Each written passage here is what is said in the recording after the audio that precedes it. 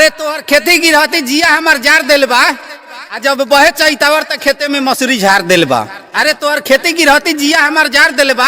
आ जब बहे चैतावर त खेते में मसूरी झाड़ दिल बा।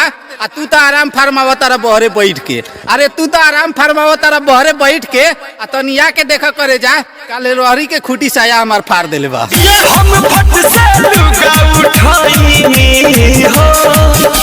एगो लाइक कर दो हमार भाई, पूरा वीडियो के चेक कर लोग हमारे चैनल पर जाके एक से एक वीडियो पड़ल बा। अरे जनी करा शोर कोयली बुझा हमारी बात के। अरे जनी करा शोर कोयली बुझा हमारी बात के। आ जागी जाइए पिया मोरा कही जोड़ी हाथ के। अरे जागी जाइए पिया मोरा कही जोड़ी हाथ के। आ सुतल ह पिया तो सुत रहे दो।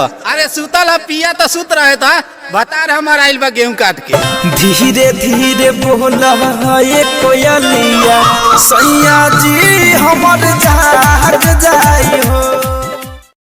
अगला वीडियो कैसन चाहिए भाई, कौन जाति पर चाहिए, जाति पर वीडियो बनावे वाला बानी, जाति के नाम कमेंट करा, वही जाति पर फुल वीडियो फुल इंटरटेनमेंट मिली। अगला वीडियो जाति पर आई, कमेंट करके जाति के नाम बताओ।